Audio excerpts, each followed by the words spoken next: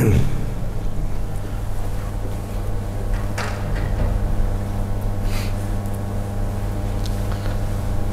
اللہ الرحمن الرحیم نحمده ونصلی ونسلم علی رسولہ النبی الامی الحبیب الرؤوف الرحیم الکریم وعلی آلہ واصحابہ وازواجہ وذریاتہ واہل بیتہ اجمعین اما بعد فاعوذ باللہ من الشیطان الرجیم بسم اللہ الرحمن الرحیم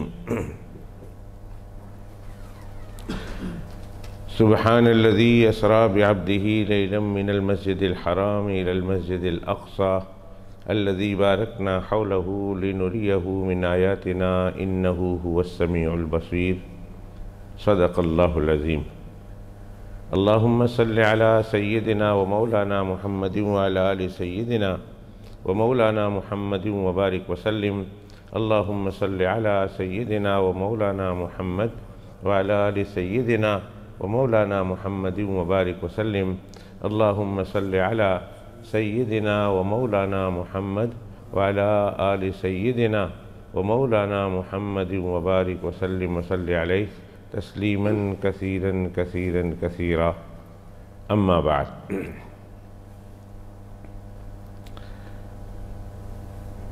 گزشتہ جمعۃ المبارک کے موقع پر اللہ سبحانہ و تعالیٰ کی عطا کردہ توفیق سے آپ حضرات کی خدمت میں اس مہینہ یعنی رجب المرجب کے حوالے سے گفتگو چل رہی تھی کہ یہ مہینہ روز ازل سے پہلے دن سے ہی اللہ رب العزت نے حرمت والا، عظمت والا، شان والا مہینہ بنایا ہے،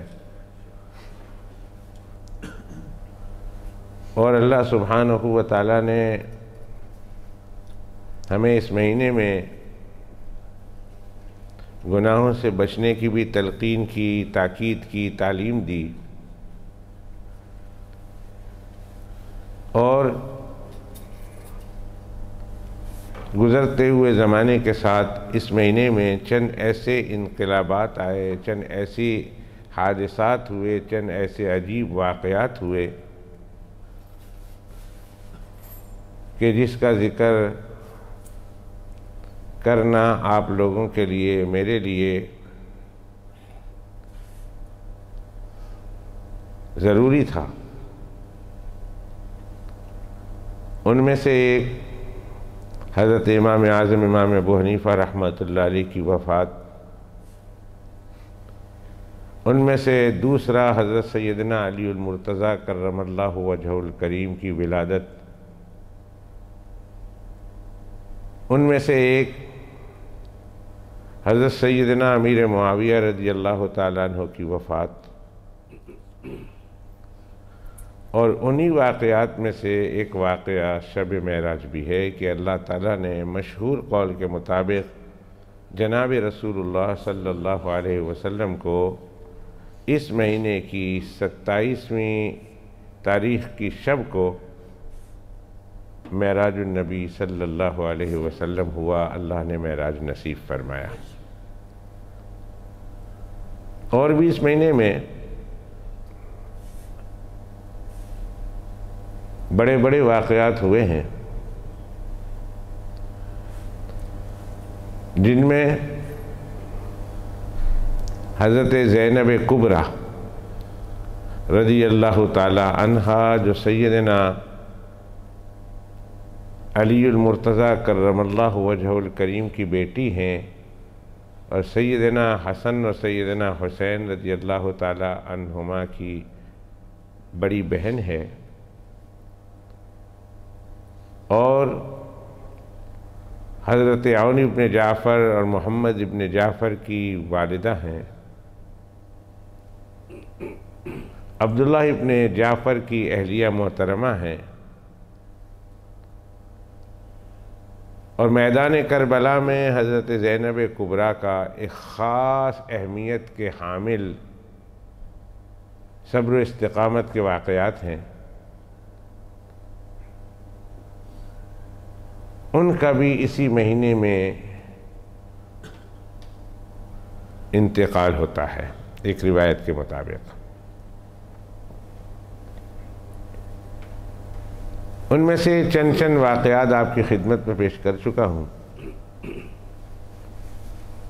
آج کی مجلس میں معراج النبی صلی اللہ علیہ وآلہ وصحبہ وسلم کے حوالے سے کچھ گفتگو کرنے کا پروگرام رکھتا ہوں۔ تفصیلی واقعات اگرچہ ہمارے بچوں نے کم سنے ہیں، لیکن ہم لوگوں نے بہت بار سنے ہیں اسی منبر و محراب سے، اور مختلف علماء کرام سے۔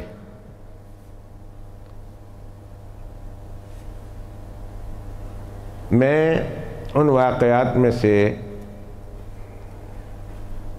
چیدہ ضروری باتوں کا انتخاب کر کے آج جمعۃ المبارک کی مجلس میں آپ کے سامنے گفتگو کروں گا۔ دعا کیجئے اللہ انشراح صدر کے ساتھ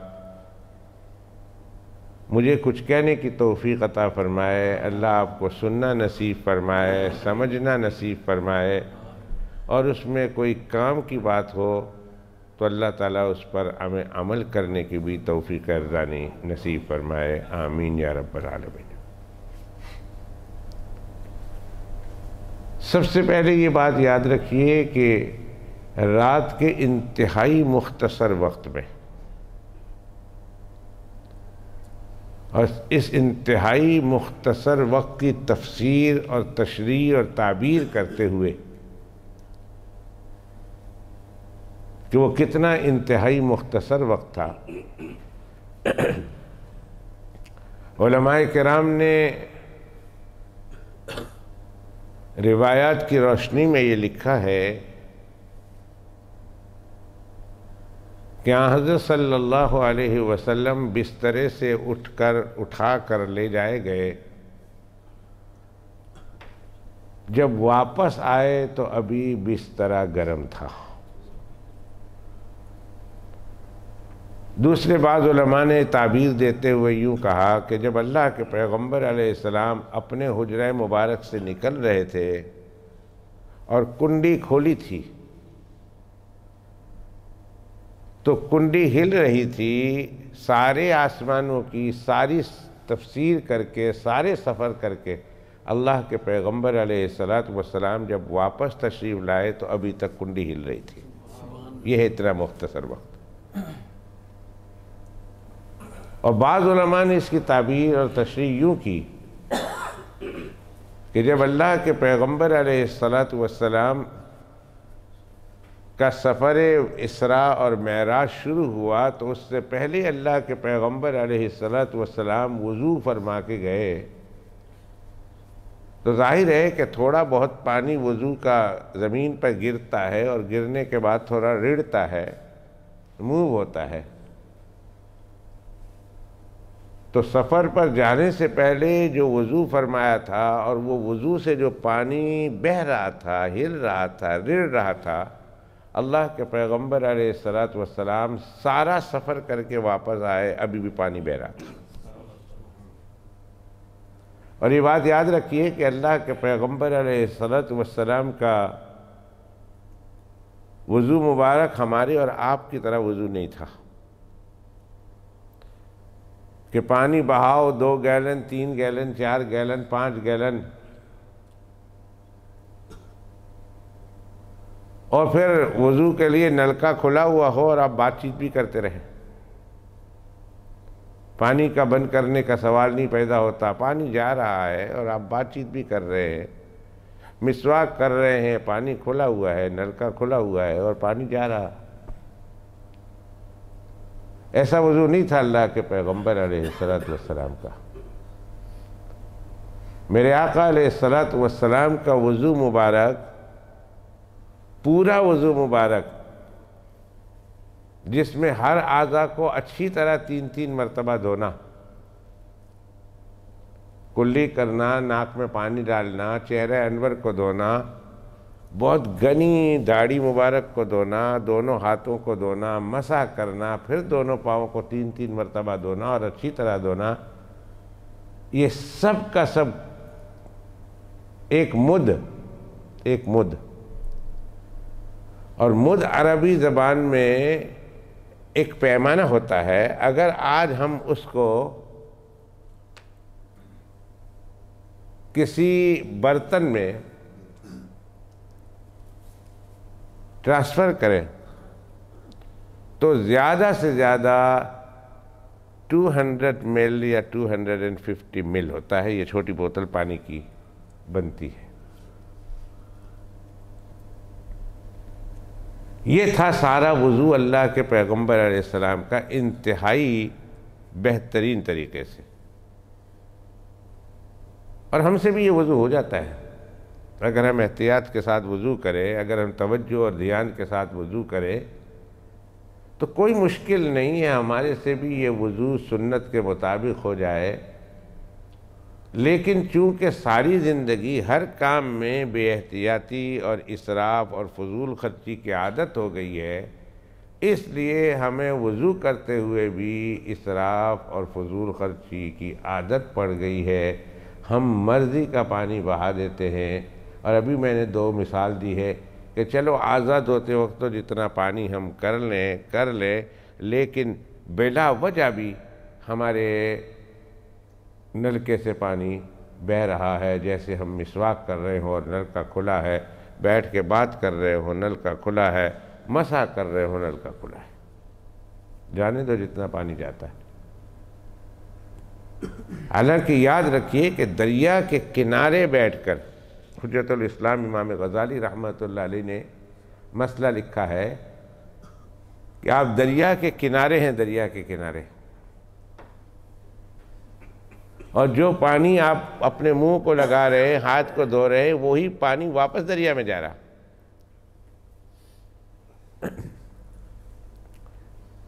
پھر بھی اجازت نہیں ہے کہ پانی کو دریا میں جب ہاتھ مارے پانی کے لیے تو ایسے ہاتھ مارنے کی, یعنی ہاتھ چوڑا کر کے مارنے کی اجازت نہیں ہے. اتنا ہی مارنے کی اجازت ہے کہ جتنے میں سامنے سے آپ کا چلو ہاتھ بھر جائے. اگر آپ نے یوں پانی کو ہاتھ مارا تو گویا آپ نے فضول خرچی کا مظاہرہ کیا, اور فضول خرچی کا گناہ ہوگا, اور فضول خرچی کی پینلٹی لگے گی, اور فضول خرچی کا لیبل لگے گا.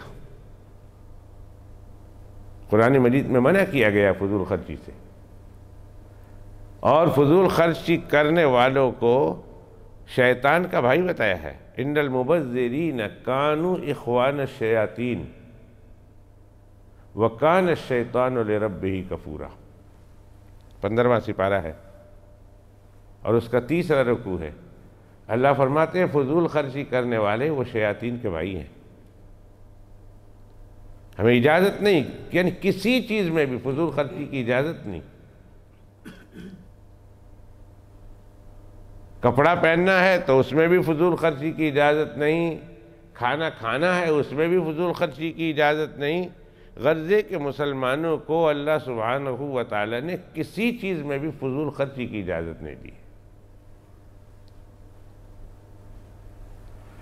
تو یہ اتنا مختصر وقت, بات تو یہاں سے چلی تھی کہ اتنا انتہائی مختصر وقت ہے کہ جس میں اللہ کے پیغمبر علیہ السلام انتہائی تھوڑے پانی سے وضو فرماتے ہیں, اور وہ جو پانی زمین پر رڑ رہا ہے وہ پانی ابھی رڑ رہا ہے, ابھی بہہ رہا ہے, اور اللہ کے پیغمبر علیہ السلام مسجد حرام سے مسجد اقصی, اور مسجد اقصی میں جو واقعات ہوئے اور راستے میں جو واقعات ہوئے اور 7 آسمان اور 7 آسمانوں میں جو واقعات ہوئے, وہ ساری سیر کر کے دوبارہ مسجد اقصی اور دوبارہ مسجد اقصی سے مسجد حرام میں اور اپنے گھر میں تشریف لاتے ہیں. یہ سب کا سب واقعہ انتہائی مختصر وقت میں ہوا. اور کتنا انتہائی مختصر وقت, میں نے اس کی مثال 3 دے دی. بستر گرم تھا, جب چھوڑ کے گئے واپس آئے تو بستر گرم ہے. کنڈی جب جاتے وقت ہلی تھی, کو دروازہ کھولا تھا, واپس آئے تو ابھی کنڈی ہل رہی ہے, اور وضو کر کے تشریف لے گئے, اور جب واپس تشریف لائے تو ابھی وضو کا پانی بہ رہا. یہ ہے انتہائی مختصر وقت. اور اس انتہائی مختصر وقت میں اللہ کے پیغمبر علیہ السلام مسجد حرام سے یعنی بیت اللہ سے، مکہ مکرمہ سے مسجد اقصی تک جاتے ہیں، جو اس دور میں عام حالات میں جانے کے ایام 60 دن یعنی 2 مہینے تھے، اور آنے کے 60 دن یعنی 2 مہینے تھے، یعنی 4 مہینے کا سفر ہے یہ، صرف گراؤنڈ کا، عالم ناسوت کا۔ یہ 4 مہینے کا سفر ہے، 2 مہینے جانے کے مسجد حرام میں اور 2 مہینے آنے کے۔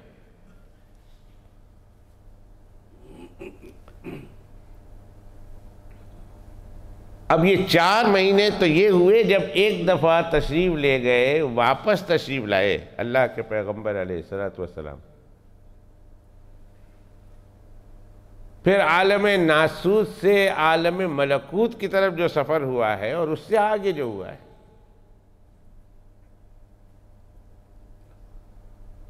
یہ رات کے ایک انتہائی معمولی اور انتہائی تھوڑے سے وقت پہ ہوا ہے۔ اور ایک بات یاد رکھیے کہ جس میں ہم لوگوں کو غلط فہمی میں مبتلا کر دیا جاتا ہے اور جان بوجھ کے کرایا جاتا ہے، وہ یہ ہے کہ اللہ کے پیغمبر علیہ السلام کی یہ جرنی، یہ سفر معراج، یہ روحانی ہے۔ لفظ روحانی استعمال کیا، یعنی بڑا لفظ استعمال کیا، تاکہ آپ سمجھیں کہ ہم بہت عظمت والی بات کر رہے ہیں، لیکن روحانی کا ترجمہ اگر اس جگہ پر کیا جائے تو روحانیت سے مراد خواب میں ہے کہ اللہ کے پیغمبر علیہ السلام فزیکلی نہیں گئے، بلکہ اللہ کے پیغمبر علیہ السلام روحانی طور پر گئے، اور روحانی طور سے مراد رویائی طور پر یعنی منامی اور خواب میں اللہ کے پیغمبر علیہ السلام گئے ہیں۔ چند باتیں نوٹ کر لیں کہ اگر رویائی طور پر، روحانی طور پر، منامی طور پر، خواب کے طور پر اللہ کے پیغمبر علیہ السلام نے اگر یہ سفر کیا ہے، تو پھر نبی کریم صلی اللہ علیہ وسلم کا یہ معجزہ تو نہ ہوا۔ معراج شریف رسول اللہ صلی اللہ علیہ وسلم کا معجزہ نہ ہوا، اس لیے کہ خواب میں تو انسان اس سے زیادہ دور پھر کے آ جاتے ہیں۔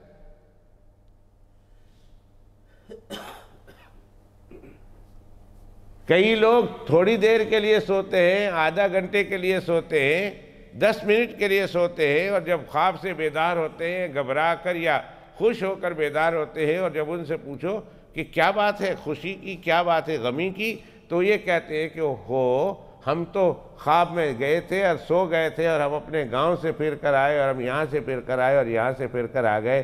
ارے اللہ کے بندے، تمہارا بدن تو ادھر ہی تھا، 10 منٹ میں کام، 10 منٹ میں چائنا سے پھر کے آ گئے، آسٹریلیا سے پھر کے آ گئے، ہم اپنے ابا امی سے مل کر آئے، چاہے وہ دنیا کے دوسرے کونے میں رہتا ہو۔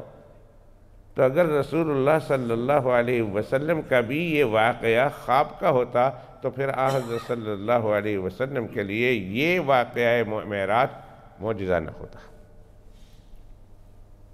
اس لیے خواب میں انسان تو اس سے زیادہ دور پھر کے آتا ہے۔ اس میں اللہ کے پیغمبر علیہ السلام کی کیا خصوصیت رہی؟ بسا اوقات خواب میں انسان سوتا ہے اور اللہ سبحانہ و تعالیٰ سے بات کرتا ہے، اللہ کی زیارت کر کے آتا ہے۔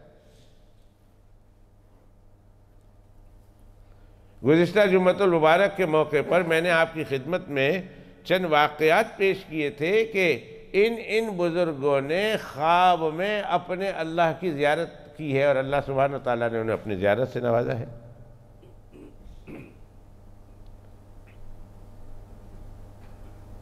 تو یہ عام انسان اللہ کے ولیوں سے، مسلمانوں سے یہ ممکن ہے کہ گھر میں سوئے ہوئے ہیں اور اللہ سبحانہ و تعالیٰ کی زیارت کر کے آئے، بعض جنت کی زیارت کر کے آئے۔ ایسے بھی بزرگوں کے احوال ہیں، ایسے بھی بزرگوں کے خواب ہیں کہ جس میں انہوں نے جنت کی سیر کی اور اپنے مقام کو دیکھ کر آئے ہیں، یہیں زمین پر ہے اور جنت میں جا کر اپنے مقام کو اور جنت کو دیکھ کر آئے ہیں۔ تو اگر اللہ کے پیغمبر علیہ السلام نے بھی خواب دیکھا ہے، تو پھر اس میں اللہ کے پیغمبر علیہ السلام کا معجزہ کیا ہوا؟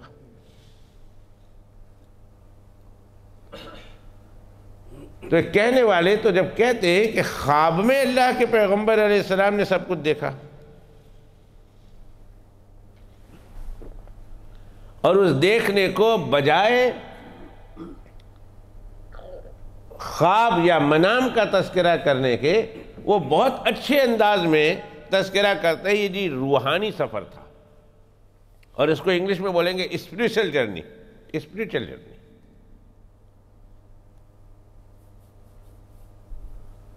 تو اسپریچل جرنی تو اللہ کے ولیوں کو بھی ہوتی ہے، عام مسلمانوں کو بھی ہوتی ہے، بلکہ عام انسانوں کو بھی ہوتی ہے۔ کسی گورے نے خواب میں کیا نہیں دیکھا ہوگا کہ اس کے ماں باپ آسٹریلیا میں ہیں اور یہ سویا اپنے ماں باپ کو دیکھ کے آ گیا، آسٹریلیا پھر کے آ گیا۔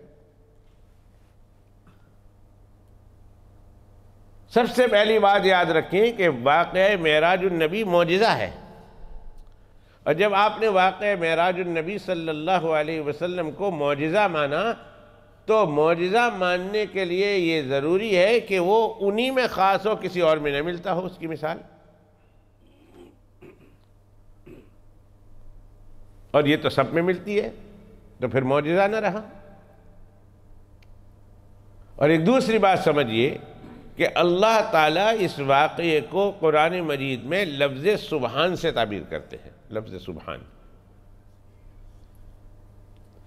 ارشاد باری تعالیٰ ہوا ہے سبحان الذی اسرا، لفظ سبحان سب سے پہلے اللہ لائے۔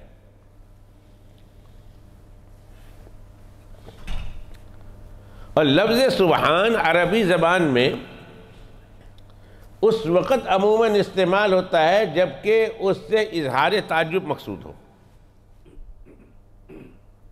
یعنی کوئی ایک ایسا واقعہ رونما ہو کہ جس پر لوگوں کو تعجب ہو رہا ہو، تو اللہ سبحانہ و تعالی وہاں لفظ سبحان استعمال کرتے ہیں تاکہ بندے کو پتہ چل جائے کہ بندے یہ واقعہ، یہ تعجب والا واقعہ ضرور ہے تمہارے اعتبار سے، مگر اللہ کی قدرت سے باہر نہیں ہے، تمہارے اعتبار سے تعجب ضرور ہے۔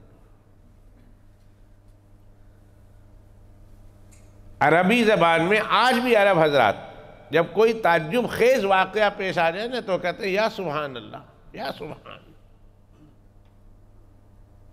سبحان اللہ، اچانک ان کے منہ سے نکل آتا ہے سبحان اللہ، یا سبحان، اتنے تعجب خیز واقعہ سنایا۔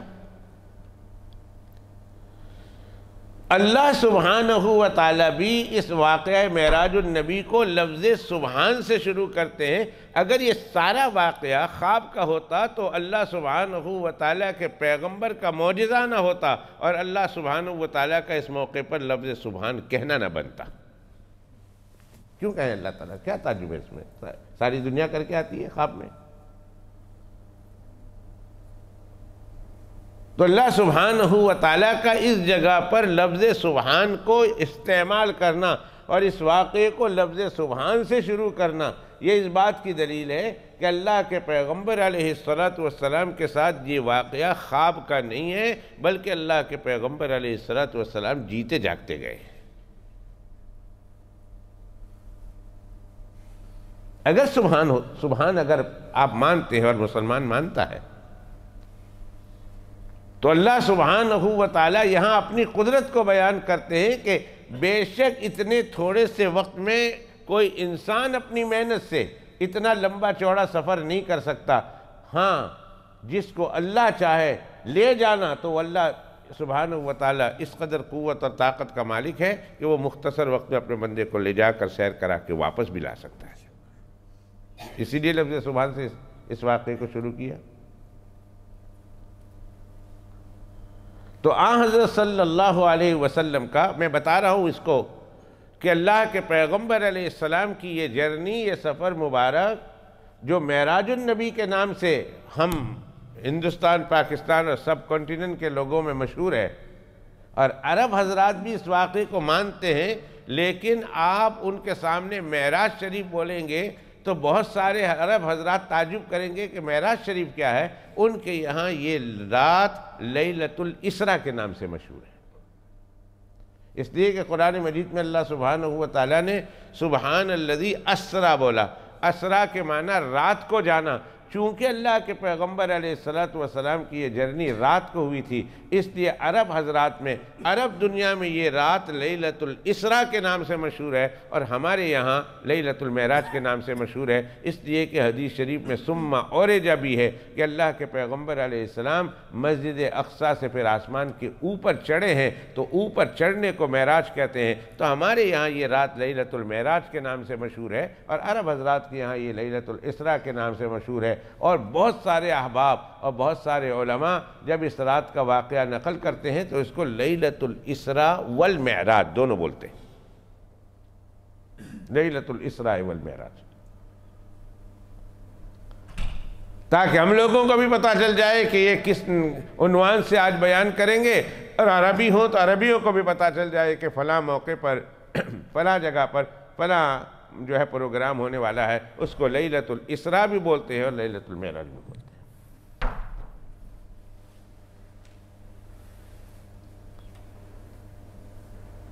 تو یہ لیلۃ الاسراء والمعراج، یہ جرنی اسراء ہو یا معراج ہو، جس الفاظ سے آپ تعبیر کریں، ایک ہی ہے کہ اللہ کے پیغمبر علیہ السلام کو جسمانی طور پر ہوئی ہے، نہ کہ روحانی طور پر۔ روحانی طور پر اللہ کے پیغمبر علیہ السلام کئی بار مسجد اقصیٰ گئے ہوں گے، کئی بار آسمانوں میں گئے ہوں گے، اس سے انکار نہیں ہے، مگر قرآن مجید کے 15ویں سپارے میں اللہ سبحانہ وتعالی جس واقعے کو بیان کرتے ہیں، جو 27 رجب کو مشہور قول کے مطابق ہوا ہے، وہ واقعہ اللہ کے پیغمبر علیہ السلام کا جسمانی ہوا ہے، یعنی بدن کے ساتھ ہوا ہے۔ اس کی ایک دلیل تو میں نے آپ کو سمجھائی کہ اگر یہ روحانی طور پر ہوتا، خواب میں ہوتا، تو یہ معجزہ نہ ہوتا، اس لیے کہ خواب میں تو انسان اس سے زیادہ دور نکل جاتا ہے، اس سے زیادہ دور سفر کر کے آ جاتا ہے۔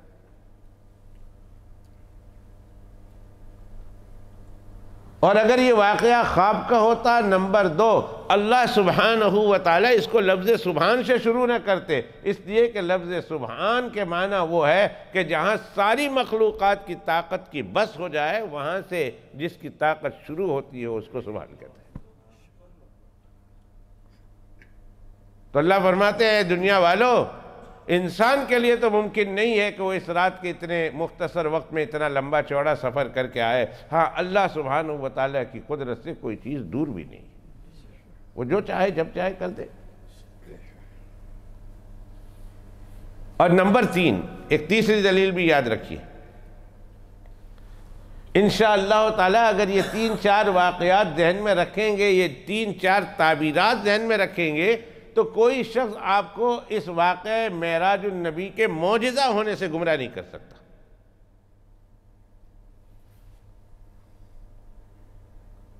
ایک بات یاد رکھیے، میں ایک درمیان میں ایک جملہ کہتا جاؤں، اس کو ہمیشہ یاد رکھنا کہ پورے سفر میں، یعنی مسجد حرام سے لے کر مسجد اقصیٰ تک، اور مسجد اقصیٰ سے لے کر 7واں آسمان تک، اور 7واں آسمان سے آگے، اس سے آگے جہاں اللہ سبحانہ وتعالیٰ کی کوئی مخلوق گئی نہیں ہے، کیا کیا ہے یہ اللہ جانے یا اس کا رسول جانے، جس کو عالم لاہوت بولتے ہیں۔ 3 عالم ہیں، 3 عالم۔ ایک عالم ناسوت جو ہمارا عالم ہے، آسمان کے نیچے نیچے، زمین کے اوپر اور زمین کے نیچے سے لے کر آسمان تک، یہ سارا کا سارا عالم ناسوت ہے۔ اور پہلی آسمان سے لے کر سدرۃ المنتہا تک، بیڑی کے درخت تک، جہاں حضرت جبرائیل علیہ السلام کا آخری اسٹیشن ہے، اس سے آگے جبرائیل علیہ السلام بھی نہیں جا سکتے۔ کوئی عام فرشتہ تو کیا جاتا کہ جبرائیل علیہ السلام سید الملائکہ ہے، ان کی بھی مجال نہیں کہ اس سے آگے جائے۔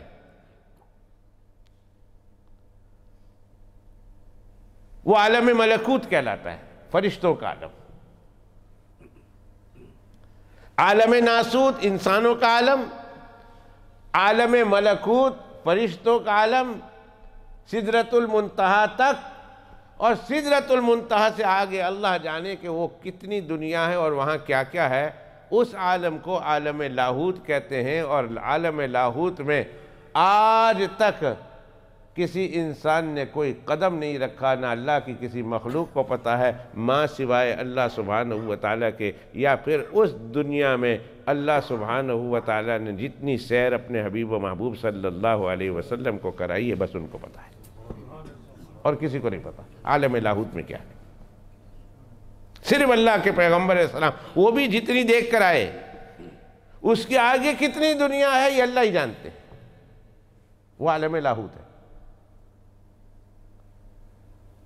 تو یہ عالم ناسوت سے جو سفر شروع ہوا اللہ کے پیغمبر علیہ السلام کا، اور عالم لاہوت سے ہو کر آئے ہیں،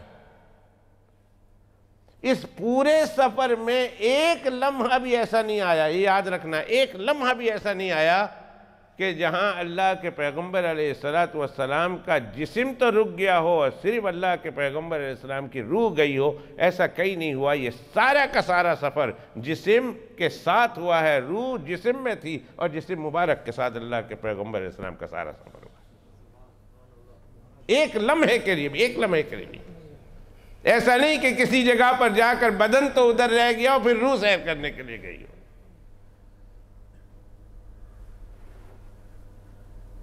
جو سفر حدیث پاک میں بیان کیا گیا، جو سفر قرآن مجید میں بیان کیا گیا، یہ سارا کا سارا سفر اللہ کے پیغمبر علیہ السلام کا جسم کے ساتھ ہوا ہے، بدن مبارک کے ساتھ ہوا ہے، اور اس وقت ہوا ہے جب بدن مبارک میں روح تھی، روح بدن میں تھی۔ آپ اندازہ لگا سکتے ہیں اس سے،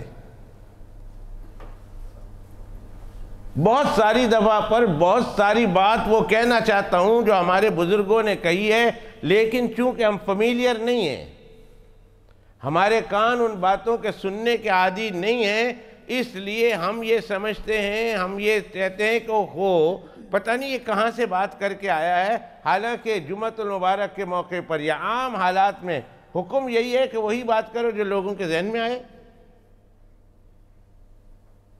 وہ بات کیوں کرنی ہے جو لوگوں کے ذہن میں نہیں آ سکتی، آدمی پریشان ہو جائے، اس لیے بات نہیں کرتے۔ اندازہ لگا لیں کہ جس جسم مبارک کے ساتھ اللہ کے پیغمبر علیہ السلام عالم لاہوت کی سیر کر کے آئے ہیں، اللہ سبحانہ وتعالیٰ نے پیغمبر علیہ السلام کی روح کو تو جو توانائی بخشی ہوگی، جو قوت اور طاقت بخشی ہوگی، اس کا تو کوئی حساب ہی نہیں، اس کا تو کوئی جواب نہیں، لیکن جس جسم کے ساتھ گئے ہیں اس جسم کی طاقت کا کیا اندازہ ہوگا، اس جسم کے ایک ایک اعضاء کا کیا عالم ہوگا۔ وہ آنکھ مبارک جو اللہ کے پیغمبر علیہ السلام لے کر گئے تھے اللہ سبحانہ وتعالیٰ کی پاک بارگاہ میں، عرش پہ اللہ سبحانہ وتعالیٰ کی پاک بارگاہ میں اس جسم کے ساتھ گئے، اور اس جسم میں یہ آنکھ مبارک فٹ تھی اللہ کے پیغمبر علیہ السلام کی، اور اس کھلی آنکھ سے اللہ کے پیغمبر علیہ السلام نے اپنے اللہ کو دیکھا ہوگا۔ کوئی اندازہ لگا سکتا ہے کہ اس آنکھ کی قوت کا کیا عالم ہوگا؟ کچھ بتاؤ کہ اس آنکھ کی قوت کا کیا عالم ہوگا؟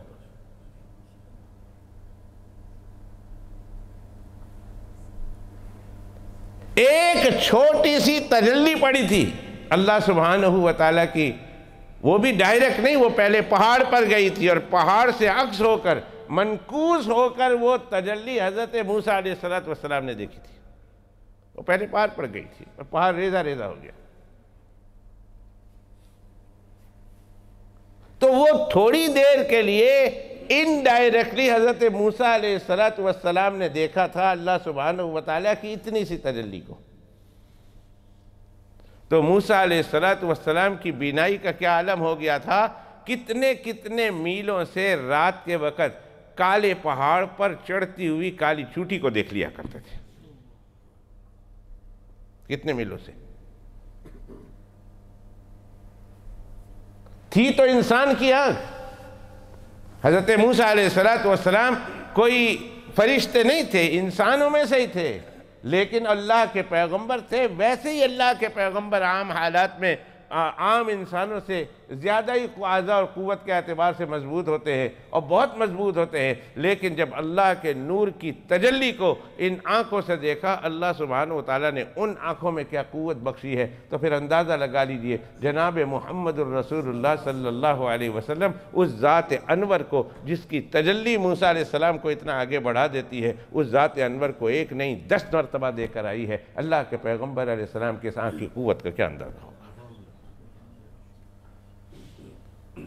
کوئی اندازہ لگا سکتا ہے؟ قسم اللہ کی ہمارا دماغ کا کمپیوٹر فیل ہو جائے گا،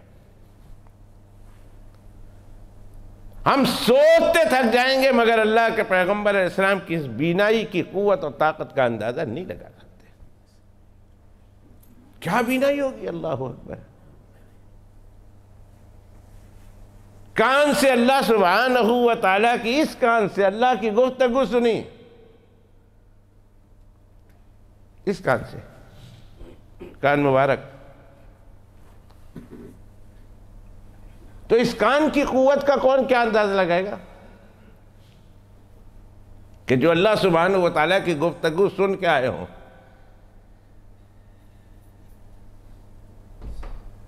قرآن مجید میں بڑا عجیب اللہ سبحانہ و تعالیٰ نے اسلوب اختیار فرمایا، بڑا زبردست انداز اختیار فرمایا، فَأَوْحَا إِلَىٰ عَبْدِهِ مَا أَوْحَا۔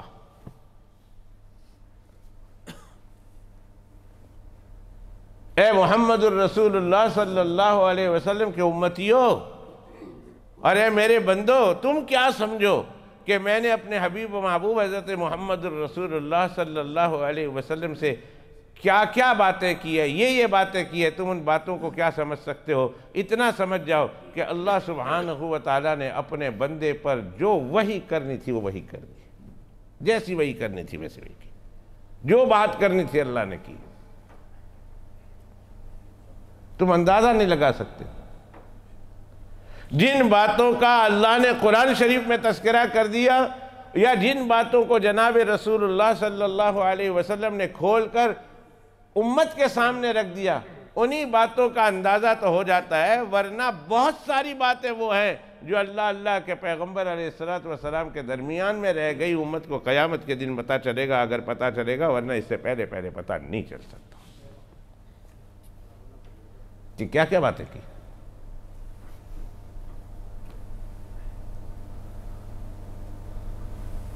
تو اس لمبے میں موضوع یہ تھا کہ اس پورے سفر میں ایک منٹ کے لیے بھی ایسا وقت نہیں آیا کہ جہاں روح مبارک نے جسم مبارک کو چھوڑ دیا ہو کہ آپ یہیں رہیں، میں جا کے سیر کر کے آتی ہوں، ایسا نہیں ہے، بلکہ جہاں جہاں اللہ کے پیغمبر علیہ السلام کے روح مبارک نے سیر کی ہے، عالم ملکوت کی اور عالم لاہوت کی، بلکہ اللہ رب العزت کے عرش تک، وہاں اس روح مبارک کے ساتھ جناب رسول اللہ صلی اللہ علیہ وسلم کا جسم مبارک بھی تھا۔ ایک لمحے کے لیے بھی جسم روح سے الگ نہیں ہوئی اور روح جسم سے الگ نہیں ہوئی۔ یہ بھی دھوکہ دیتے ہیں لوگوں کو کہ یہاں تک تو گئے تھے جی، جسم کے ساتھ گئے تھے، آگے روح گئی تھی۔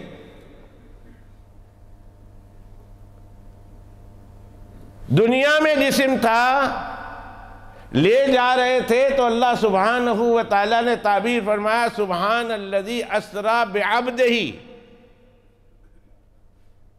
میں اپنے عبد کو لے کر گئے،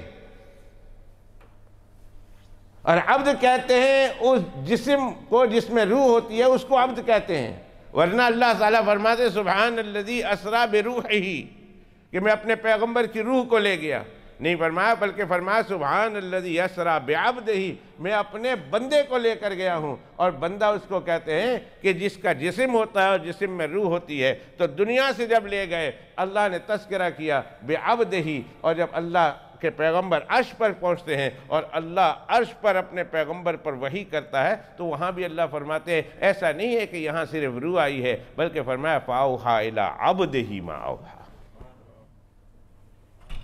میں نے تو اپنے پیغمبر پر جو عبد ہے وہ میرے سامنے تھے، میں نے اس پر وحی کی۔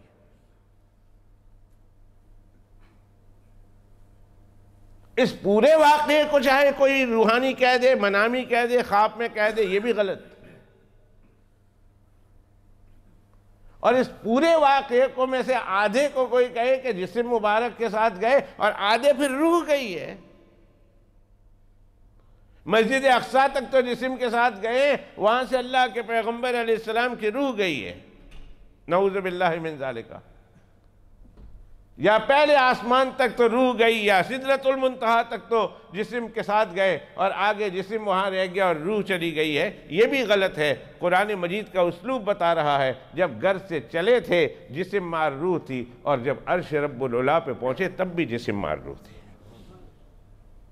ہر جگہ روح مبارک کے ساتھ جسم بھی تھا۔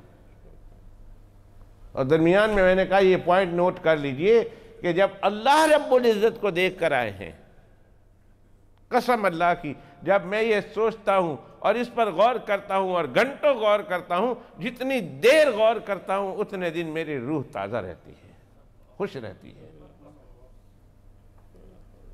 مسرت سے بھرپور رہتا ہوں۔ کیا میرے مولا، وہ موقع کیسا عجیب موقع ہوگا کہ جب اللہ کے پیغمبر علیہ السلام اللہ کی جناب میں، اللہ کی خدمت میں پہنچتے ہیں اور اللہ کی زیارت کرتے ہیں، اللہ سبحانہ و تعالیٰ کا قول مبارک سنتے ہیں، وہی مبارک سنتے ہیں۔ ارے جس نے وہ جلوہ دیکھا جو پہاڑ پہ گیا تھا، پہاڑ ریزہ ہو گیا اور اس جلوہ کی کچھ روشنی اپنی آنکھوں میں آئی تھی، جب اللہ اس کی بینائی کا یہ عالم کر دیتے ہیں تو پھر جو اپنے اللہ کو 10 بار دیکھ کر آئے ہیں ان کی بینائی کا عالم کیا ہوگا؟ میں نے کہا نا، ہم اس طرح کے واقعات کہتے ہوئے ڈرتے ہیں۔ لوگ فیملیئر نہیں ہوتے تو پتہ نہیں کیا کیا انسان پر جو ہے وہ الزام لگا دیتے ہیں، فلاں وہابی ہو گیا، فلاں بابی ہو گیا، فلاں یہ ہو گیا، فلاں یہ ہو گیا۔ بھائی تم نے نہیں سنا نا، تم نے پڑھا نہیں، تم نے نہیں سنا۔ غیروں سے کہا تم نے، غیروں سے سنا تم نے، کچھ ہم سے کہا ہوتا، کچھ ہم سے سنا ہوتا۔ غیروں سے کہا تم نے، غیروں سے سنا تم نے، کچھ ہم سے کہا ہوتا، کچھ ہم سے سنا ہوتا۔ اگر تم ہم سے سنتے اور ہمارے پاس بیٹھتے، ہماری مجلس کرتے اور اس طرح ہمارے قریب ہوتے اور ہماری کتابیں پڑھتے، پتہ چلتا اللہ کے پیغمبر علیہ السلام کی عظمت کی کوئی انتہا نہیں ہے، انتہا نہیں ہے۔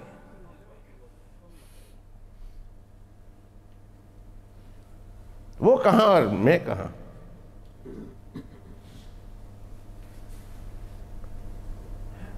تو بات کر رہا تھا، دو میں نے بتائے، دو وجہ، دو باتیں یاد رکھنا، بہت سمپل سی بات ہے۔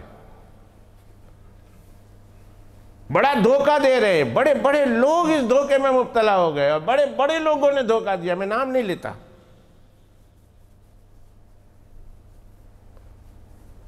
انہوں نے کتابیں لکھی اور کتابوں میں یہ واقعہ لکھا ہے، ان کی اپنی کتابیں، ان کا اپنا قلم ہے، اس میں انہوں نے اپنے حالات لکھے کہ ہاں رسول اللہ صلی اللہ علیہ وسلم کو تو معراج نصیب ہوئی تھی، مگر یہ معراج جسمانی نہیں تھی، بدن کے ساتھ فزیکلی نہیں تھی، بلکہ اللہ کے پیغمبر علیہ السلام کو یہ معراج اسپرچولی ہوئی تھی، روحانی ہوئی تھی۔ جب آپ ان کے نام سنیں تو آپ حیران رہ جائیں گے۔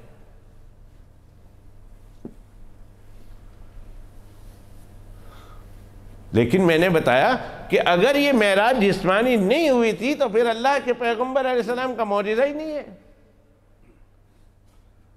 یہ معجزہ کیسے بنتا ہے؟ سوتے ہوئے تو عام انسان بھی دنیا کے کونے کونے میں سیر کر کے آ جاتا ہے، بلکہ جنت کی سیر کر کے آ جاتا ہے، بلکہ اللہ کی زیارت کر کے آ جاتا ہے۔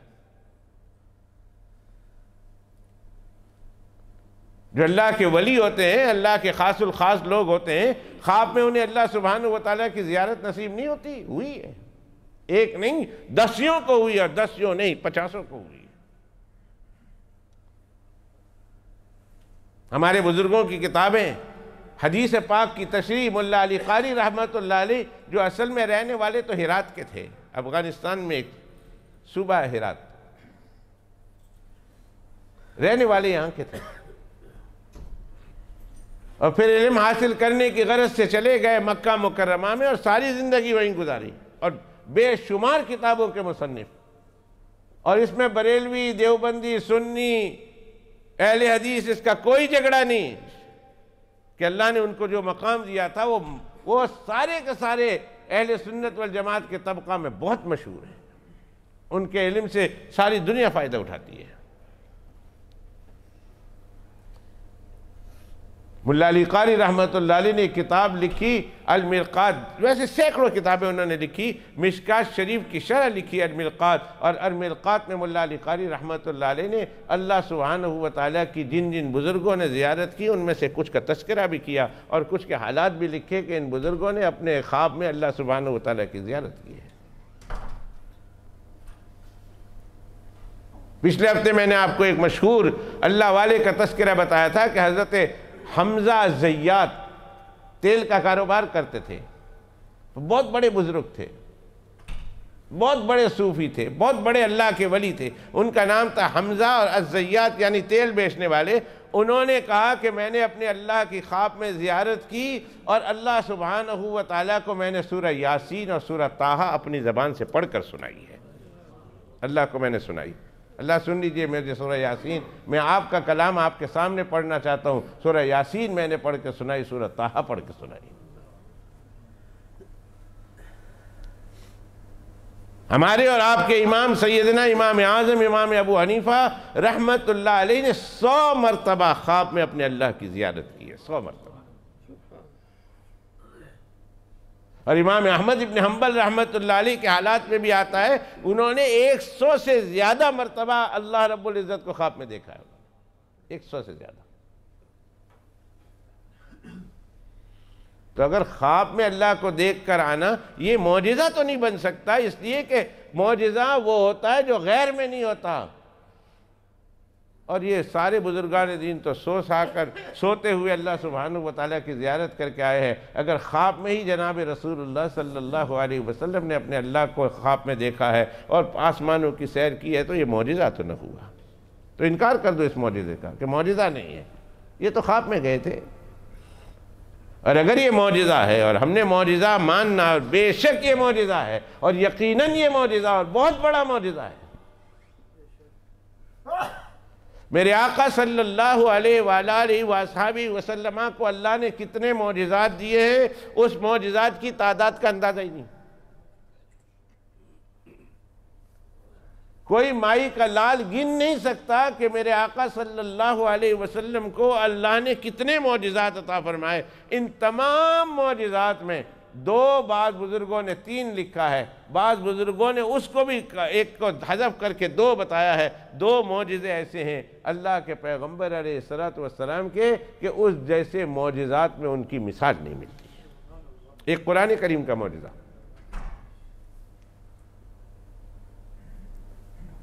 اور وہ معجزہ تو ایسا ہے جس معجزے کو میں اور آج ہم اپنی آنکھوں سے دیکھتے ہیں۔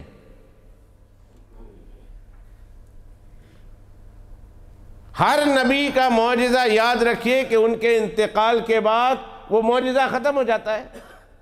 آج اگر کسی کو حضرت موسیٰ علیہ السلام کا وہ عصا مل جائے، کہیں سے مل جائے، حضرت موسیٰ علیہ السلام کا وہ عصا کہ جب اسے پتھر پر مارتے تھے تو پتھر سے چشمے جاری ہو جاتے تھے، پانی پر مارتے تھے تو پانی دریا دے دیتا تھا۔ حضرت موسیٰ علیہ السلام کا وہ عصا رات کو کھڑا کر دیتے تھے تو اس سے روشنی نکل آتی تھی۔ ایک عصا تھا اور اس عصے سے 70 معجزات ظاہر ہوتے تھے، ایک عصا سے، ایک عصا تھا، اور اس سے 70 یعنی 70 قسم کے معجزات حضرت موسیٰ علیہ السلام کے اس عصا سے ظاہر ہوتے تھے۔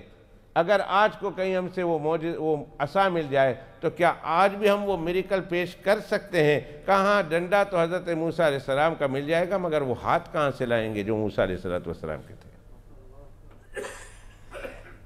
ہر پیغمبر کے دنیا سے تشریف لے جانے کے بعد ان کے معجزات ختم۔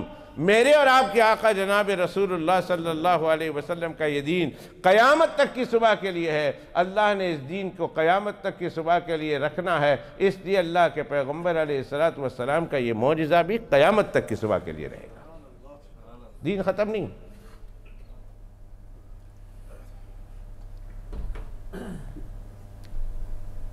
تو ایک میں نے بتایا معجزہ ہے، بہت بڑا معجزہ ہے۔ تو جب معجزہ ہے تو اس کو جسم کے ساتھ ماننا ضروری ہے، یہ خواب کا واقعہ نہیں۔ اور دوسرا میں نے کہا اگر یہ خواب کا واقعہ ہوتا تو اللہ تعالیٰ اس واقعے کو لفظ سبحان سے شروع نہ کرتے۔ لفظ سبحان سے شروع کرنا یہ بتا رہا ہے کہ اللہ سبحانہ و تعالی یہاں اپنی قدرت اور طاقت کا اظہار کر رہے ہیں کہ بندو اس واقعے پر کبھی بھی شک نہ کرنا، اس لیے کہ جانے والا محمد ہے مگر لے جانے والا تو سبحان ہے۔ محمد گیا تھوڑی ہے، صلی اللہ علیہ وسلم صلی اللہ علیہ وسلم صلی اللہ علیہ وسلم۔ اس واقعے کو سمجھنے سے پہلے، سننے سے پہلے یہ معلوم کر لینا، جانے والے پر تمہاری نظر بعد میں ہو، لے جانے والے پر تمہاری نظر پہلے ہو، کہ وہ لے گیا ہے، اور لے جانے والا کمزور بھی نہیں، لے جانے والا عاجز بھی نہیں، لے جانے والا ابتار بھی نہیں ہے، وہ لے جانا چاہے۔ اس راز کو سیدنا ابوبکر صدیق نے سمجھا، جو آگے چل کر میں بتاؤں گا۔ اور ایک اور بات یاد رکھنا، 3 دلیل دیتا چلوں، تین بات ذہن میں رہے گی، انشاءاللہ کوئی آپ کا ایمان خراب نہیں کرے گا، کوئی آپ کا عقیدہ خراب نہیں کر سکے گا۔ جب دوسرے دن صبح ہوئی اور اللہ کے پیغمبر علیہ السلام نے جب لوگوں سے رات کا واقعہ سنایا کہ رات کو اللہ نے مجھے یہ جگہ کی سیر کرائی، عالم ناسوت میں بھی گیا، عالم ملکوت میں بھی گیا، اور عالم ملکوت سے پھر عالم لاہوت کی بھی سیر کر کے آیا۔ یہ لفظ میں 2-3 دفعہ اس لیے بولتا ہوں تاکہ آپ لوگوں کو یہ یاد ہو جائے، 3 عالم۔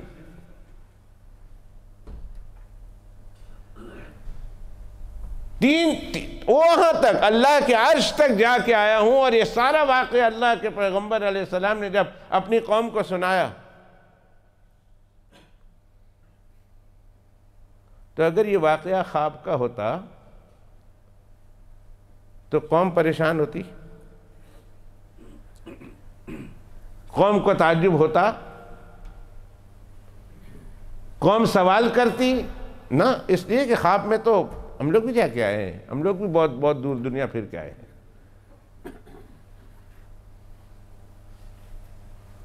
انہوں نے بھی اس واقعے کو خواب کا واقعہ نہیں سمجھا،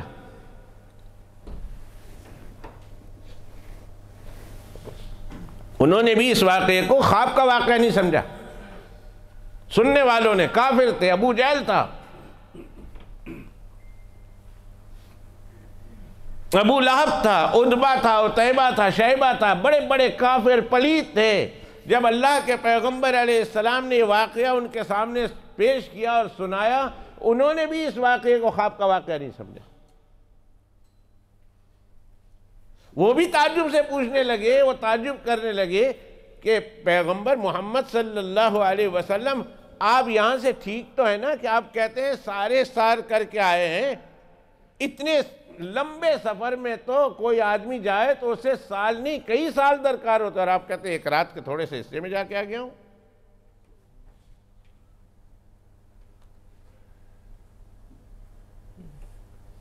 پہلے چلے گئے ابو بکر کے پاس، اور آج گیا ابو جہل گیا، اور یہ سوچ کر گیا تھا کہ میں ابو بکر کو کئی بار محمد الرسول اللہ سے الگ کرنے کی کوشش کرتا رہا، لیکن کبھی ابو بکر محمد سے الگ نہیں ہوا۔ بڑے بڑے میں نے ان کو دلائل دیے، بڑے بڑے طریقے سے سمجھایا، مگر میں محمد صلی اللہ علیہ وسلم سے ابو بکر کو جدا نہ کر سکا۔ آج میرے ہاتھ میں ایسا نسخہ آیا ہے کہ آج تو میں ضرور ابو بکر کو محمد سے جدا کر دوں گا۔ ابو بکر کے گھر گئے، ابو جہل نے بیٹی سے پوچھا کہاں ہے تمہارے ابا؟ کہاں باہر گئے ہوئے؟ کس طرف کو گئے؟ فلاں جگہ پہ ملنے کے لیے گئے۔ وہ راستے پہ جا کے بیٹھ گیا کہ وہاں سے آئے گا تو میں ابو بکر کو شہر میں آنے سے پہلے، مکہ مکرمہ میں آنے سے پہلے وہیں پکڑ لوں گا۔ سامنے سے ابو بکر رضی اللہ تعالیٰ عنہ آتے ہوئے نظر آئے، ابو بکر بھاگتا ہوا گیا اور کہا ایک بات سنو، ایک بات سنو۔ کہا سناؤ؟ کہا اگر کوئی شخص یہ کہے کہ رات کے تھوڑے سے حصے میں جیتے جاگتے یہاں سے بیت المقدس گیا ہوں، اور بیت المقدس سے پھر 7 آسمان کی سیر کی، پھر سدرۃ المنتہا گیا، پھر اس سے آگے گیا، اپنے اللہ کے پاس گیا، اور یہ سارا واقعہ سنایا جو اللہ کے پیغمبر علیہ السلام نے سنایا تھا لوگوں کو، ابو بکر کیا یہ ممکن ہے؟ اور ابو بکر یہ واقعہ کن سے سن رہا؟ ابو جہل سے، کافروں کے سردار سے۔ دوستو اللہ سے ہدایت مانگتے رہو۔ محمد الرسول اللہ سے ابو جہل نے سنا، ایمان نہیں لایا۔ پیغمبر کی زبانی سنا، ابو جہل نے ایمان نہ لایا۔ اور یہاں ابو بکر رضی اللہ تعالیٰ عنہ پہلی دفعہ ابو جہل کی زبانی سن رہے ہیں، یا میرے مالک تیرے بھی کیا کیا رنگ ہیں، مالک کے بھی کیا کیا رنگ ہیں۔ صبغۃ اللہ ومن احسن من اللہ صبغہ ونحن لہ عابدون۔ اور اللہ سے بہتر رنگ کس کا ہو سکتا ہے؟ اللہ سے خوبصورت رنگ کس کا ہو سکتا ہے؟ ومن احسن من اللہ صبغہ، اللہ سے بہتر رنگنے والا کون ہے؟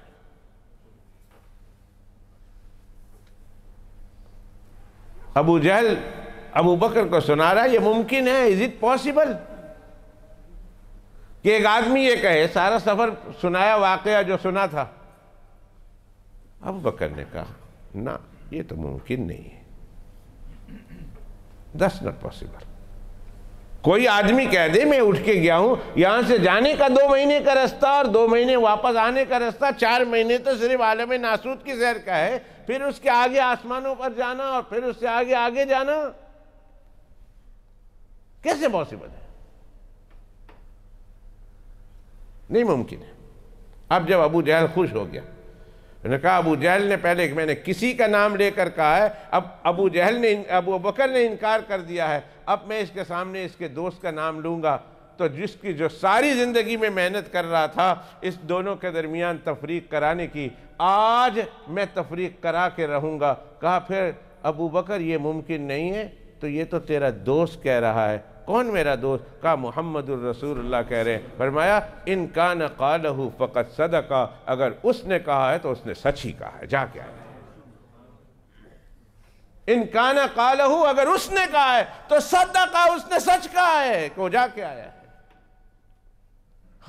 جہل تو حیران رہ گیا، ارے میں تو تجھ سے اسے جدا کرنا چاہتا تھا، اس سے تجھے الگ کرنا چاہتا تھا۔ کہا اگر اس نے کہا ہے، محمد الرسول اللہ نے فرمایا ہے تو سچ فرمایا ہے۔ ابو جہل حیران ہے، پوچھتے کیسے؟ فرمایا جبرائیل اس کا خادم ہے، جبرائیل اس کا خادم ہے، اور ایک دن میں آسمانوں سے اللہ کا پیغام لے کر کئی مرتبہ جا سکتا ہے، آ سکتا ہے، تو خادم ہو کر آ سکتا ہے، تو مخدوم یعنی جس کی خدمت میں جبرائیل لگا ہوا ہے، وہ جب خادم ہو کر آ جا سکتا ہے تو مخدوم کو وہ مالک بلانا چاہیں تو کیوں نہیں بلا سکتا؟ مالک کیوں نہیں جا سکتا اگر بلائے تو؟ خادم آ جا سکتا ہے اس کے بھیجنے سے، تو مخدوم اگر بلانا چاہے، مخدوم جانا چاہے، خالق بلائے، مالک بلائے، سبحان بلائے، تو کیوں نہیں جا سکتا؟ ابو جہل نے کہا، اسی وقت اس کے دل میں ٹھان لیا کہ ہاں بھائی میں نے اپنی پوری زندگی کی ساری کوششیں کر دی ان دو کے درمیان تفریق کرانے کی، میں تفریق نہ کرا سکا۔ اللہ سبحانہ وتعالی عرش سے دیکھ رہے تھے کہ ابو جہل تیری تو کوشش ہے دو کے درمیان تفریق کرا دے، ارے نہیں، میرا محبوب اب سے لے کر جب سے اس نے محمد کا ساتھ پکڑا ہے، اب سے لے کر جنت میں جانے تک محمد کا ساتھ رہے گا۔ یہاں نہ ان کو مزار میں کوئی تفریق کر سکتا ہے، نہ غار میں کوئی تفریق کر سکتا ہے۔ غار میں بھی محمد الرسول اللہ کا یار ابو بکر رہے گا، اور مزار میں انتقال کے بعد بھی محمد الرسول اللہ کا یار ابو بکر بھی رہے گا۔ بہت چکا میں نے فیصلہ کر لیا، اور قبر سے اٹھیں گے بھی تو ساتھ ہوں گے، اور جنت میں جائیں گے تو بھی ساتھ ہوں گے، اور حوض کوثر پہ پانی پلائیں گے تو دونوں ساتھ ہوں گے۔ ان کو خدا نے باندھا ہے، اور جب خدا نے ساتھ رکھا ہے تو ناممکن ہے کہ دنیا کی کوئی طاقت ان کو چھڑا سکے۔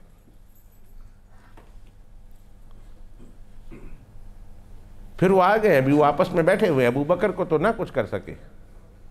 اور اسی بات پر کہ ابو بکر رضی اللہ تعالیٰ عنہ نے اللہ کے پیغمبر علیہ السلام کے اس واقعے کی تصدیق کی، اللہ سبحانہ وتعالیٰ نے اپنے حبیب و محبوب صلی اللہ علیہ وسلم پر آیات نازل کی اور فرمایا کہ بھائی آج تک ابو بکر تھا، لیکن آج کے بعد سے ابو بکر کے نام کے ساتھ صدیق کہلایا جائے گا۔ اس دن سے سیدنا ابو بکر صدیق رضی اللہ تعالیٰ عنہ مشہور ہو گئے۔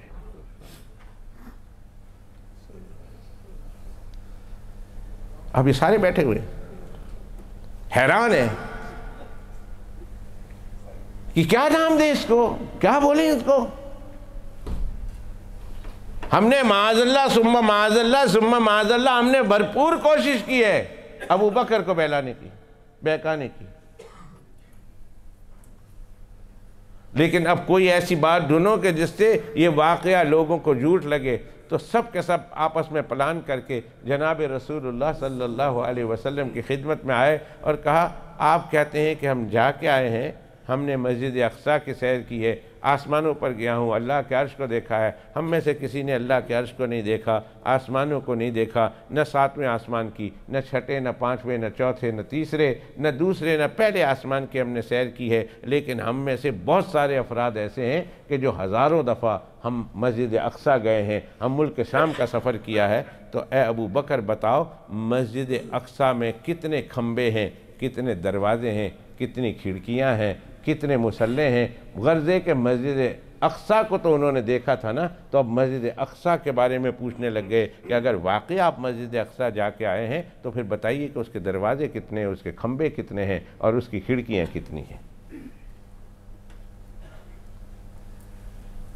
آپ میں سے وہ بچہ بھی ادھر موجود ہے، جب سے مسجد کھلی ہے وہ اس مسجد میں ہر جمعہ کو آتا ہے۔ آپ میں وہ بھی افراد موجود ہیں جو سوائے ایک دو جمعہ کے باقی سارے جمعے اس مسجد میں پڑے ہوں گے، اور آپ میں وہ لوگ بھی موجود ہیں جنہوں نے اس مسجد کے لائٹوں کو فٹنگ کیا ہے۔ کوئی بتا سکتا ہے اس مسجد کی لائٹ کتنی ہے؟ اگر کریکٹلی بتا دے اوپر نیچے کے سارے مسجد کی لائٹ کتنی ہے، میں چیلنج کرتا ہوں، میں اسے 1000 پاؤنڈ دوں گا۔ 1000 پاؤنڈ، اور مولوی کا 1000 پاؤنڈ 1,000,000 پاؤنڈ کے برابر ہوتا ہے۔ مولوی کا 1000 پاؤنڈ بہت مشکل ہوتا ہے، اور مولوی بھی آفر ایسے وقت پہ کرتا ہے جب اسے 100% نہیں 1000% یقین ہوتا ہے کہ میرے ایک پینی نہیں جائے گی۔ مجھے اس ہال میں جتنی بتیاں ہیں گن کے بتا دو۔ وہ ادھر بیٹھا ہوا ہے، ادھر سے گننا شروع کرے ادھر تک، پر مجھے بتا دے اس ہال میں، اوپر کے ہال میں اتنی بتیاں ہیں، پوری مسجد میں اتنی بتیاں ہیں۔ پوری زندگی آپ آتے رہے ہیں، کوئی بتا سکتا ہے کتنی سوئچز ہیں؟ کبھی بھی نہیں بتا سکتا۔ ہم نے لگائی ہے، ہمیں نہیں معلوم۔ میں پوچھتا ہوں اس پوری مسجد کے ونڈو بتا دو کتنے ونڈو ہیں، بتا دو۔ اس مسجد کے جس ہال میں آپ نماز پڑھتے ہیں اس ہال میں صفیں کتنی ہیں؟ نہیں بتا سکتے۔ اور یہ میرے آقا جناب رسول اللہ صلی اللہ علیہ وسلم رات میں گئے ہیں، اور اللہ کے پیغمبر علیہ السلام یہ چیزیں دیکھنے کے لیے نہیں گئے کہ ونڈو کتنے ہیں، یا پلرز کتنے ہیں، یا صفیں کتنی ہیں، یا دروازے کتنے ہیں۔ اب وہ کافر تو دیکھ کر آئے تھے، وہ تو سارا سرچ کر کے آ رہے تھے، وہ تو کئی دفعہ جا چکے ہیں، کئی دفعہ انہوں نے دیکھا ہے، اس مقصد سے گئے ہوں گے۔ اللہ کے پیغمبر علیہ السلام کو چیلنج کر دیا کہ واقعی اگر آپ جا کے آئے ہیں تو بتائیں کہ کتنے کھمبے ہیں، کتنی کھڑکیاں ہیں، کتنے دروازے ہیں، اور کتنے کھمبے عقیق کے ہیں، اور کتنے کھمبے سنگ مرمر کے ہیں، اور کتنے کھمبے یشب کے ہیں۔ یہ پتھروں کے نام ہیں۔ مسجدیں اس وقت جو سلیمان علیہ السلام نے بنائی تھی اور اس کے بعد بنی تھی، اس میں مسجدوں کے کھمبے تھے اور مختلف پتھروں کے بنے ہوئے تھے۔ کہا کھمبے کتنے بتائیں، اور کتنے کھمبے اس پتھر کے، کتنے کھمبے اس پتھر کے، اور کتنے کھمبے اس پتھر کے، بتا دیجیے۔ اگر آپ بتا دیتے ہیں تو ٹھیک ہے، اور اگر نہیں بتاتے تو پھر آپ گئے نہیں۔ میرے آقا صلی اللہ علیہ وسلم کا فرمان ہے، جب انہوں نے آ کے مجھ سے یہ پوچھا، اور ظاہر ہے کہ مجھے پتا تھا کہ ایک بیکار سا سوال ہے، لیکن اگر اس سوال کا جواب نہیں دیا تو عرب کے وہ لوگ جو ابھی اسلام نہیں لائے وہ تو کافر ہی کافر رہیں گے، لیکن جو نئے نئے مسلمان ہیں ان کے دل میں بھی ڈاؤٹ پیدا کر دیں گے کہ محمد الرسول اللہ صلی اللہ علیہ وسلم گئے نہیں، صرف ویسے بیان کرتے ہیں۔ میں ساری چیزیں دیکھنے کے لیے تو گیا ہی نہیں تھا۔ یا اللہ، اللہ فرماتے ہیں پیغمبر تجھے لے کر کون گیا تھا؟ اللہ آپ لے کر گئے تھے۔ میں قدرت اور طاقت والا ہوں نا جو آپ کو وہاں لے گیا۔ کہاں بے شک اللہ آپ قدرت طاقت والے ہیں۔ تو کہا جب تم نے میری اس قدرت کو مان لیا تو اس قدرت کو کیوں نہیں مانو گے جو میں ابھی کرنے جا رہا ہوں؟ اللہ کیا کرنے جا رہے ہیں؟ کہا یہاں سے لے کر مسجد اقصیٰ تک جتنے فاصلے ہیں، جتنے بھی مانع چیزیں ہیں، جتنے بھی حجابات ہیں، سارے حجابات ختم کر دوں گا اور آپ کے سامنے مسجد اقصیٰ کو پیش کر دوں گا۔ سارے حجابات ختم۔ اور پیغمبر علیہ السلام یہ آپ نہیں، ہم کریں گے، ہم اللہ ہیں۔ پہاڑ اگر ہم نے کھڑے کیے ہیں تو پہاڑ ہم نیچے بھی لے جا سکتے ہیں، اوپر لے گئے تو نیچے لے جانے کی قدرت نہیں ہے۔ اگر ہم نے فاصلے بڑھائے ہیں تو فاصلے کو مٹا بھی سکتے ہیں ہم، ہمارا نام سبحان ہے۔ ایک واقعہ درمیان میں یاد آیا، اللہ کے پیغمبر علیہ السلام غزوہ تبوک میں ہے اور بالکل بارڈر پر ہے، سعودی عرب اور جارڈن کے بارڈر پر ہیں، جارڈن کے بارڈر پر۔ سن 9 ہے، 10 ہجری، ایک درمیان میں 1.5 سال ہے، اس کے بعد اللہ کے پیغمبر علیہ السلام کا وصال ہو جائے گا اور اس دنیا سے پردہ فرمائیں گے۔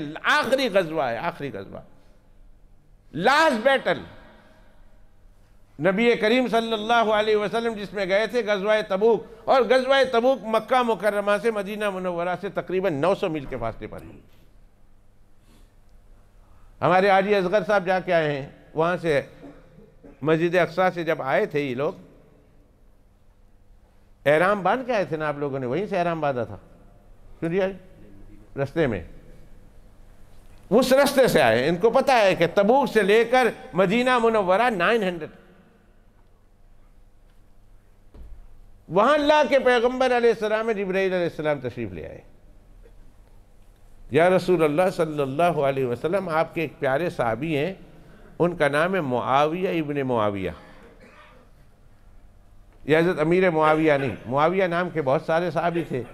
کہا آپ کا ایک صحابی ہے معاویہ ابن ابی معاویہ، اس کا انتقال ہو گیا ہے، مدینہ منورہ میں آپ چھوڑ کے آئے۔ جب آپ نکل رہے تھے اس وقت بیمار تھے، ان کا انتقال ہو گیا۔ اللہ کے پیغمبر علیہ السلام نے انا للہ و انا الیہ راجعون پڑھا اور کہا جبرائیل میں پوچھ سکتا ہوں اس خبر کو یہاں آپ کو اسپیشل آ کر دینے کی وجہ کیا ہے؟ فرمایا اگر آپ اس کی نماز جنازہ پڑھنا چاہیں تو اس کا انتظام کیے دیتے۔ کیا اس بات پر آپ خوش ہیں کہ آپ اس کی نماز جنازہ پڑھ لیں؟ اللہ کے پیغمبر علیہ السلام نے فرمایا کیسے ہوگا؟ مجھے لے جایا جائے گا اور نماز جنازہ پڑھا کر میں واپس آ جاؤں گا غزوہ تبوک میں؟ فرمایا نہیں، آپ ادھر ہی قیام کریں گے۔ تو پھر نماز جنازہ کیسے پڑھوں گا؟ فرمایا آپ ارادہ تو کریں۔ کہا میں ارادہ ہے نماز جنازہ پڑھنے کا۔ حضرت جبرائیل علیہ السلام نے اپنا ایک پر رکھا، جتنے راستے میں پہاڑ وغیرہ آتے تھے سارے پہاڑ دب گئے، اور اللہ کے پیغمبر غزوہ تبوک میں ہے، 900 میل کے فاصلے پر ہے، اور 900 میل کے فاصلے پر مدینہ منورہ میں اس صحابی کا جنازہ دیکھ رہے ہیں۔ فرمایا صفیں درست کرو، صفیں بناؤ۔ اللہ کے پیغمبر علیہ السلام نے صفیں بنوائی، وہاں سے اس صحابی رضی اللہ تعالیٰ عنہ کا نماز جنازہ پڑھا، اور حضرت جبرائیل علیہ السلام سے پوچھا ہے جبرائیل بتا سکتے ہیں آپ کہ اس صحابی کو ایسی کس بات پر یہ خصوصیت ملی ہے کہ اتنے دور رہتے ہوئے بھی اللہ کے پیغمبر علیہ السلام نے اس کا نماز جنازہ پڑھایا، آپ آئے اور اتنا سارا اہتمام کیا؟ کوئی تو خصوصیت والی بات ہوگی نا، آخر اس کی خصوصیت کیا ہے؟ حضرت جبرائیل علیہ السلام نے فرمایا اللہ نے بھیجا ہے اور اللہ نے بتایا ہے کہ یہ صحابی رضی اللہ تعالی عنہ سورہ اخلاص یعنی قل هو اللہ سے بہت محبت کرتے تھے، اور اس محبت کی وجہ سے اس کو کثرت سے پڑھتے تھے، بہت زیادہ پڑھتے رہتے تھے۔ اللہ سبحانہ و تعالی نے اس کو سورہ اخلاص سے محبت کی وجہ سے آج ان کو یہ اعزاز بخشا۔ آپ تبوک میں ہے، یہ مدینہ منورہ میں ہے، اور تبوک سے رہ کر آپ ان کا نماز جنازہ پڑھا رہے ہیں، ان کے جنازے کو دیکھ رہے ہیں۔ فرمایا قل هو اللہ احد تعدل ثلث القرآن۔ اللہ کے پیغمبر علیہ السلام نے فرمایا ایک مرتبہ تم قل هو اللہ پڑھو، third of the قرآن کا ثواب ملے گا، اور اگر تم نے 3 مرتبہ قل هو اللہ شریف پڑھ لیا سمجھو پورے قرآن کا ثواب مل گیا تمہیں۔ یہ حدیث صحیح ہے، قل هو اللہ احد تعدل ثلث القرآن۔ کیا ہم اتنے عاجز ہو گئے؟ 1 منٹ میں انسان اچھی طرح قرات کے ساتھ بھی پڑھے تو 1 منٹ میں 3 مرتبہ قل هو اللہ احد پڑھ سکتا ہے۔ 1440 منٹ میں 1440 منٹس میں، ایک دن میں اتنی منٹ ہوتی ہے کہ ہم 1 منٹ نکال کر اپنے والدین کے لیے اور اپنے جانے والوں کے لیے 3 مرتبہ قل هو اللہ شریف پڑھ کر ان کو بخش نہیں سکتے؟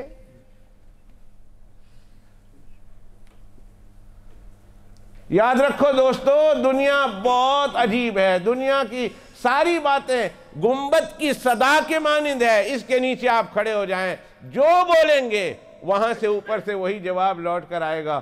اس کے نیچے بیٹھنے والا یہاں کھڑے ہو کر اللہ کہو گے، اوپر سے اللہ کی جواب آئے گی۔ یہاں کھڑے ہو کر قل هو اللہ پڑھو گے، اوپر سے قل هو اللہ کی جواب آئے گی۔ دنیا بھی اسی گنبد کی صدا ہے۔ اگر تم اپنے جانے والوں کو بھول گئے ہو نا تو اس بات کی توقع نہ رکھنا کہ پیچھے رہ جانے والے تمہیں یاد کریں گے، وہ بھی تمہیں بھول جائیں گے۔ اس بات کی توقع مت رکھنا۔ اتنا نہیں ہو سکتا 1440 منٹ میں 1 منٹ نکال کر، دن میں 24 گھنٹوں میں 1 منٹ نکال کر اپنے جانے والوں کی ایصال ثواب کے لیے 3 مرتبہ قل هو اللہ احد پڑھ لیں۔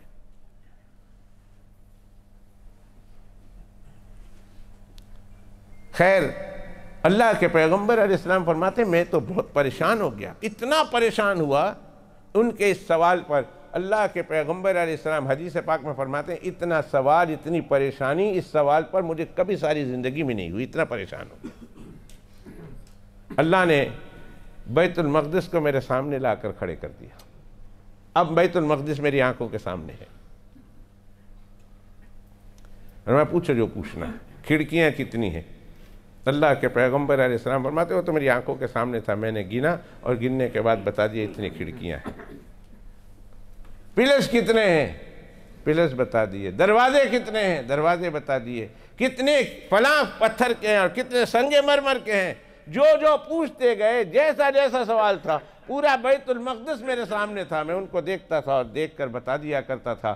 تب جا کر ان کو یقین ہوا کہ واقعی حضرت محمد الرسول اللہ زندگی میں پہلی بار رات کو جانے کا پروگرام کہہ رہے ہیں اور بتا رہے ہیں کہ زندگی میں پہلی بار گیا ہوں، اور جو جو باتیں ہمارے ذہن میں تھی، ہم نے نوٹ کی تھی، پیغمبر علیہ السلام اس نوٹ کے بالکل مطابق کہہ رہے ہیں۔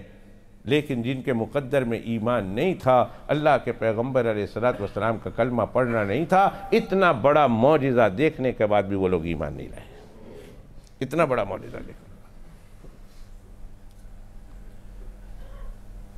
ایک واقعہ چھوٹا سا یاد آیا اور بڑا عجیب واقعہ ہے کہ اللہ کے پیغمبر علیہ السلام physically, not spiritually, not in the dream, بلکہ اللہ کے پیغمبر علیہ السلام فزیکلی جسم کے ساتھ، جیتے جاگتے بدن کے ساتھ اللہ کے پیغمبر علیہ السلام نے یہ رات کا سفر کیا ہے۔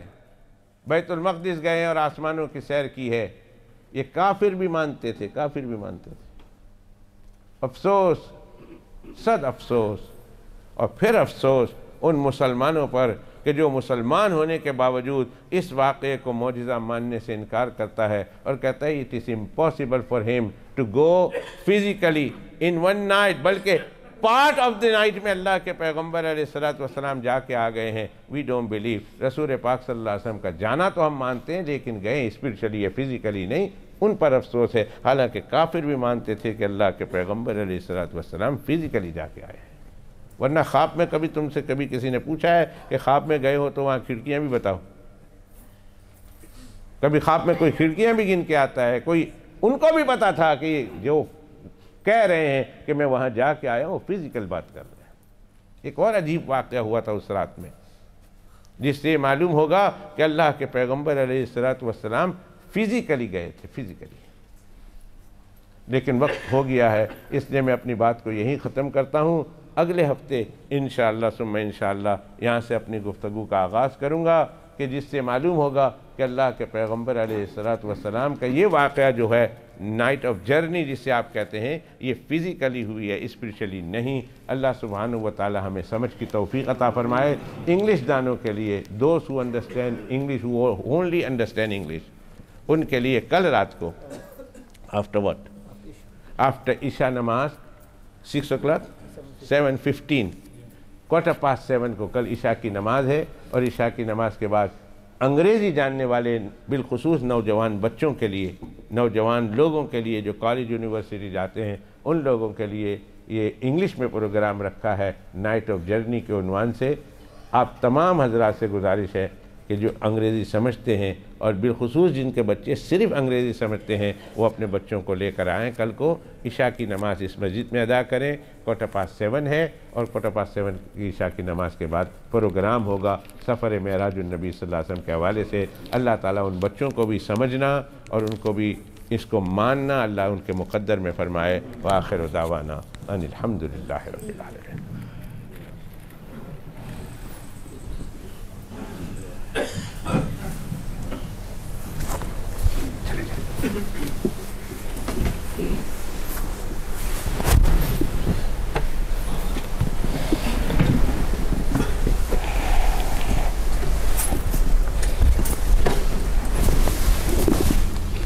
لا الہ الا اللہ۔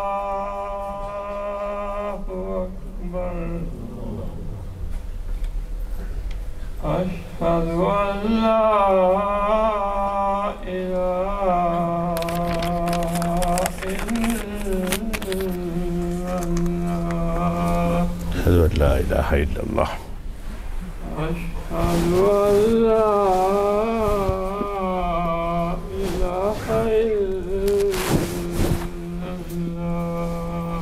اشہد ان لا الہ الا اللہ۔ اشہد ان محمد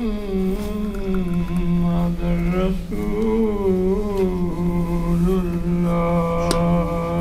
اشہد ان محمد رسول اللہ۔ أشهد أن محمد رسول الله۔ حي على الصلاة۔ لا حول ولا قوة۔ حي على الصلاة۔ لا حول ولا قوة إلا بالله۔ حي على الفلاح۔ حي على الفلاح۔ الله أكبر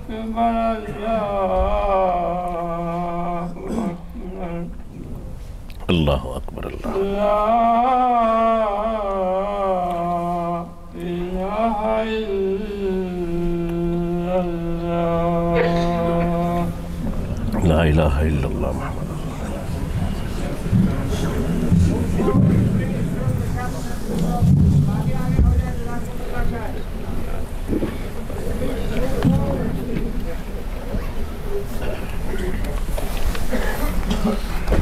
جزاك الله.